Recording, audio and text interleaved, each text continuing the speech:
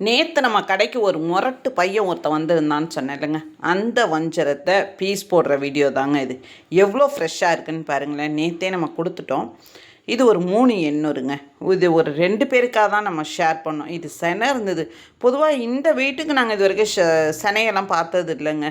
ஒரு 7 கிலோ 8 கிலோவுக்கு மேலே ஒரு 2 மீனில் நாங்கள் செனை பார்த்துருக்கோம். 3 எண்ணூறில் அதிசயமாக இருந்தது. இது 2 பேருக்கு ஷேர் பண்ணும் போது ஈக்குவலாக கரெக்டாக 2 செனையுமே 2 பேருக்கு 2ஆக இருந்ததுனால ஆளுக்கு ஒன்றா பிரித்து வச்சுட்டோங்க. இப்போ இந்த 2 பேருக்கும் பீஸ் போடும் போது ஒருத்தர் கேட்டுட்டு போயிட்டார், இன்னொருத்தருக்கும் நாங்கள் கொடுக்குறோம்.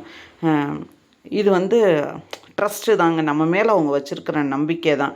நம்ம இருக்கணும் அப்படின்னெல்லாம் இல்லை, ஆனால் நம்ம பர்ஃபெக்டாக அவங்களுக்கு பிரித்து கொடுப்போங்கிற அவங்க நம்பிக்கை தாங்க.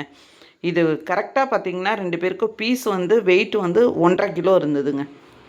அச்சு அசல் மாறாமல் நாங்கள் அழகாக இந்த பக்கம் ஒன்று வச்சா அந்த பக்கம் ஒன்று கரெக்டாக கொஞ்சம் கூட மாறாமல் தாங்க இருக்கும். இந்த மாதிரி சைஸ் எல்லாம் அவ்வளோ டேஸ்ட்டாக இருக்குங்க. வஞ்சரம் பெருசாக போக போக டேஸ்ட்டு.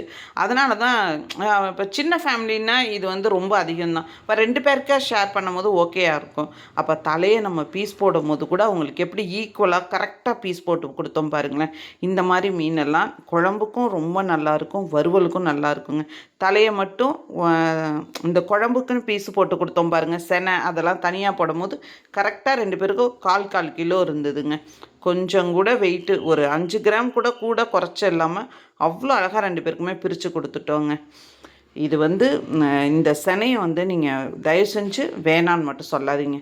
எப்பொழுதுமே மீனோட செனையில் புரோட்டீன் அதிகங்க. தயவு செஞ்சு சாப்பிட்ருங்க.